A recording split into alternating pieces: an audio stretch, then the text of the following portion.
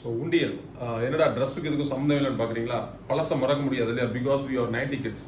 அதாவது இந்த உண்டியலில் சேர்த்து வச்சு ஒரு ப்ராடக்ட் வாங்குறது, அதாவது இன்னைக்கு நல்ல வசதியாக இருக்கலாம், நம்ம நினச்சோன்னா ஒரு பொருள் வாங்குற அளவுக்கு இன்னைக்கு ஒரு நல்ல பொசிஷனில் இருந்தாலும், ஸோ சின்ன வயசுலலாம் உங்களுக்கு தெரியுங்க, அதாவது இது 90s பேரண்ட்ஸ், ஒரு எஜுகேட்டட் பர்சன், அவங்களுக்கு மட்டும் தெரியும். பிகாஸ் அவங்க ஒரு மிகப்பெரிய ஸ்கூலில் போய் படிக்கல அப்படின்னாலும் லைஃப் ஸ்டைலை கற்றுக்கிட்டவங்க தான் அந்த 90s பேரண்ட்ஸ். இதெல்லாம் அனுபவ ரீதியாக என்னால் சொல்ல முடியும்.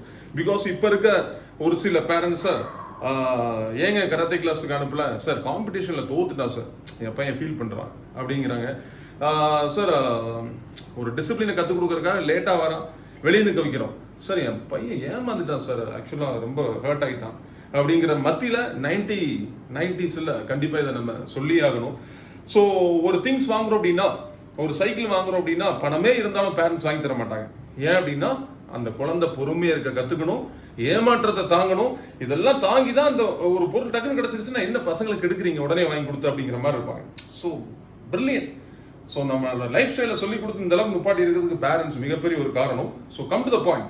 நான் கூடங்க அந்த ஒரு சின்ன ஒரு மொபைல் இருக்கும்ல, ஸோ ஒரு 10 இயர்ஸுக்கு முன்னாடி ஒரு 7th 8th படிச்சிருந்தோம்னு நினைக்கிறேன், சரியா தெரியல. அதில் பார்த்தீங்கன்னா அந்த 30 ரூபீஸ்க்கு ஒரு மொபைல் இருக்கும், சின்னதாக விளையாடும் இல்லையா, அந்த தக்க தையான்லாம் பாடுமே. ஸோ அந்த மொபைல் கூட கேட்டப்போ கூட எனக்கு வாங்கி தரல. என்ன பண்ணாங்க அப்படின்னா, நான் ஒரு ஸ்கூலுக்கு போகும்போதுலாம் டெய்லி 1 ரூபாய் கிடைக்கும், அந்த 1 ரூபாய் சேர்த்து வச்சுங்க, 30 ரூபீஸ் எடுத்துட்டு போய் 30 ரூபாய்க்கு அந்த போனை வாங்கி வாங்கிட்டேன் பார்த்தீங்களா அப்படின்னு பேரண்ட்ஸ்ட்டை காட்டுவோம்.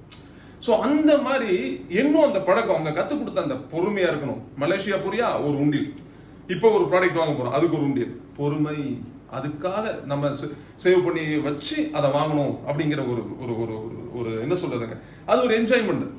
என்னதான் நீங்க டக்குன்னு வாங்கினாலும் அந்த அந்த ஹாப்பி கிடைக்காது. ஸோ இந்த ப்ராடக்ட் எதுக்கு அப்படின்னு பார்க்கலாம். உடச்சிடலாம் நம்ம கராத்தே ஸ்டைல்லையே.